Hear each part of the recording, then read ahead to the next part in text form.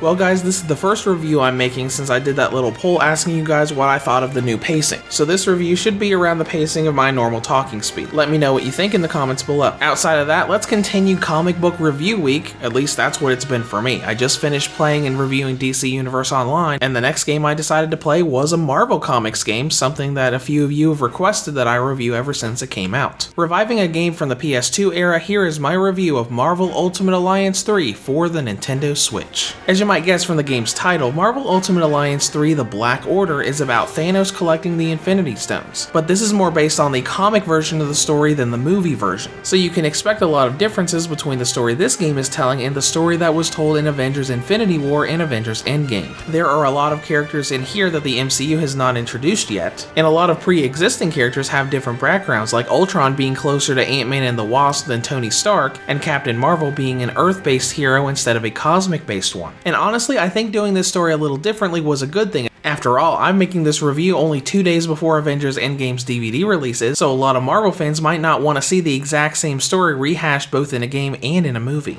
When it comes to gameplay, this is a party-based dungeon crawler with a lot of RPG elements. You're going to be running around 3D areas, fighting enemies and bosses in real-time combat, and doing a lot of upgrading to your character's stats and abilities. Before we get into the specifics of how gameplay works, let's talk about the game's character roster and DLC. Ultimate Alliance 3 has almost 40 playable characters, with more coming in DLC. This is just a little bit higher than the final roster of Ultimate Alliance 2, counting all of the different releases of that game's version exclusive characters. It also has some characters that the old games didn't have and doesn't have ones that they did. Nick Fury and the Fantastic Four are nowhere to be found in the game's roster, while it has some more modern Marvel additions like Miles Morales and Spider-Gwen.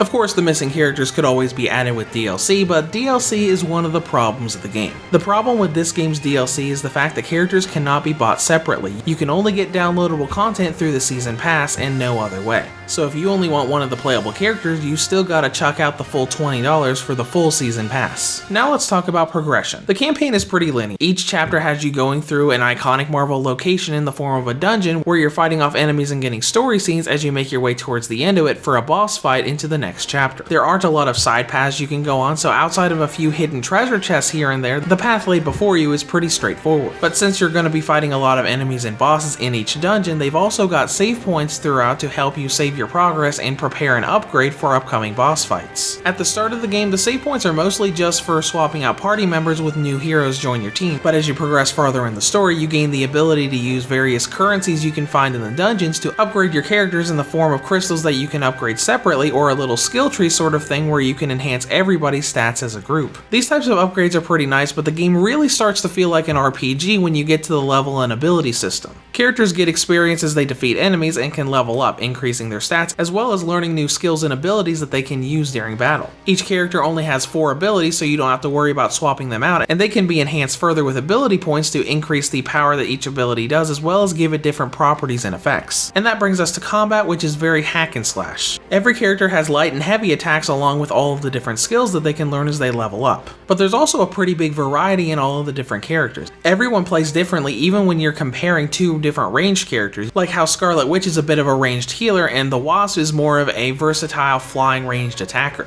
Everyone feels and plays very differently, so you kinda gotta get used to multiple characters for different situations. And that different characters for different roles really ties into the fact that this at its core is a co-op game. While it is possible to play this game solo, you can also do 3 different versions of co-op. You've got couch co-op with 2 Joy-Cons, local system-to-system co-op, and online co-op. This works really well as a multiplayer game, and you've got a lot of options when it comes to that. The skill system is also tied into this co-op focus. All of the bosses have a stagger gauge, and until you get that gauge down and stun them, they won't take very much damage. You've also got 2 ways to use your skills. You can use them normally for normal amounts of damage, or you can do skill-based team-up attacks when you're near other party members to do huge amounts of damage that are specifically geared for those stamina gauges. The only problem with this system is the fact that you need to be near that specific character to be able to use it, otherwise you'll run up to a boss, try to use it, and you won't be able to, having an awkward little situation where you can easily get stuck in a combo and lose a lot of health. And considering how difficult this game is, you really can't take a whole lot of chances. The game never really feels unfair in its difficulty, but there are a lot of very unnatural difficulty spikes. You can be going through a dungeon that's so easy you don't need any skill to get through all of the mobs, and then you'll get to a boss that almost feels like it came out of Dark Souls, where you have to have perfect timing, otherwise you lose huge amounts of health from each attack. All of the bosses have patterns that you can learn, it's just the fact that the difficulty spikes very unnaturally.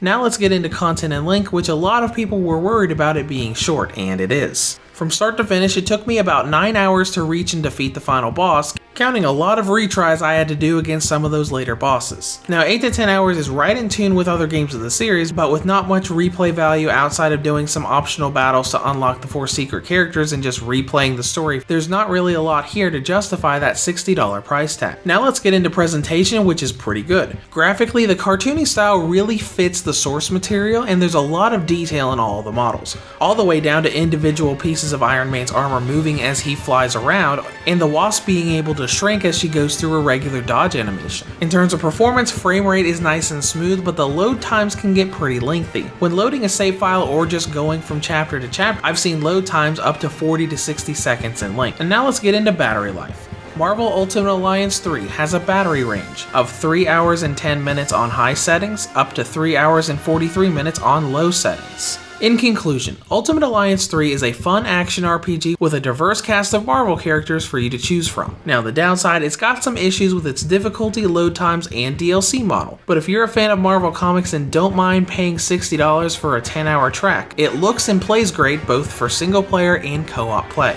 Reviews to Go rates Marvel Ultimate Alliance 3 The Black Order for the Nintendo Switch a 7 out of 10. If you have any comments or questions, feel free to leave them below. Thanks for watching and have a great day.